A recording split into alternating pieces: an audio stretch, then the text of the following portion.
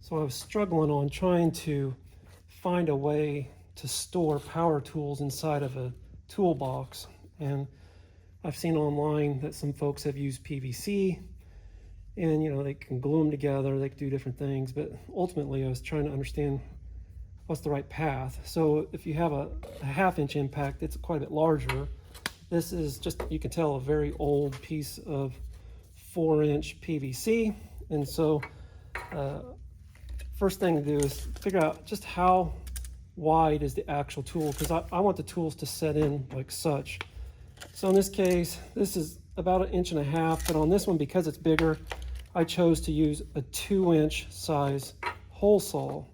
And so what I did is I just put the actual pipe in a vise, drilled out the 2-inch hole saw, and then I just used a oscillating tool to roughly nip off and feather the edges, and then of course actually then use a rasp or a file to knock down the smooth edges. So to try to do it another one, we can say, okay, this is another tool. Well, how did I start the process? Let's say that it's about, I don't know, a little less than 2.5 inches to this portion right here.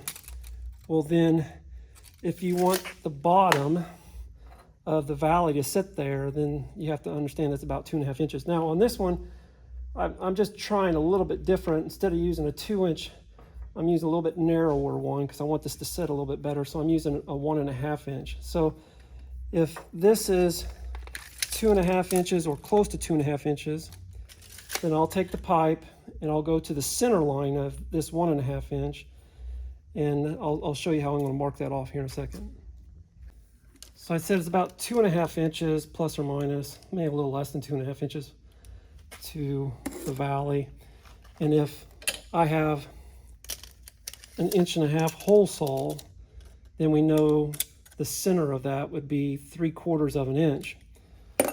So if you wanted to do, let's say, about 2.5 inches plus another 3/4, there's 2.5, and then another 3/4 would be approximately right there. So if we want that to be the actual location, we could just put a starter hole there, and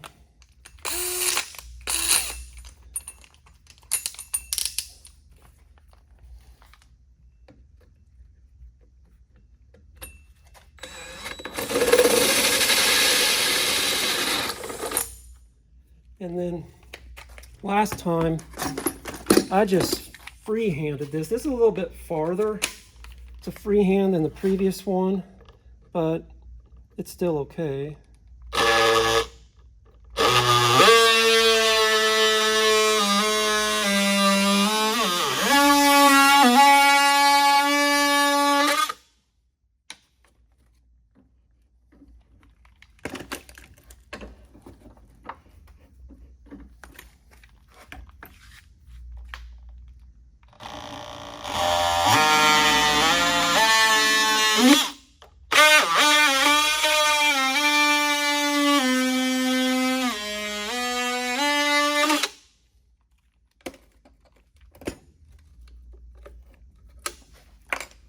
You want to knock off the rough edges.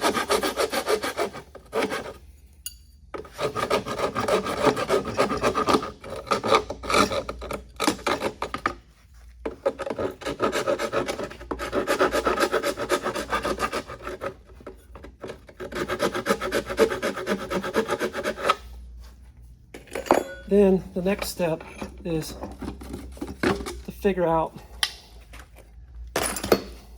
do you want this to be that 2.5 inches below there? So you could take the tape measure and look at the bottom or difference, where you can ask yourself, do you want this to be universal or to this one? So in this case, it's 10 inches. If we wanted to do cut 9 inches off or so, that would work for this one. Measured about 10 inches, but I want to do this about 9.5. So there is 9.5 right there.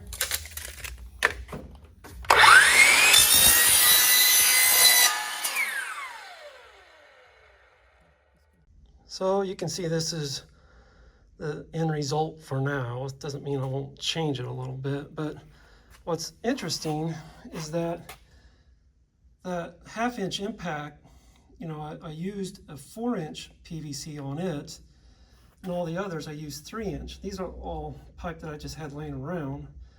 But to make these cups, it allows much more flexibility. I had considered, you know, buying the magnetic power tool holders from Harbor Freight that holds 3 of them. And I thought about putting one at this end and then putting another one at this end, but I was afraid I would not be able to have as much space. And when you put all those together, you can see that with a 4-inch and then using the rest 3, that they all fit actually snug. And this is a Snap-on Classic box, so I think it's a, you know, just a traditional drawer that you have on the bottom of a 54-inch Snap-on box. So I was honestly surprised how fast it went.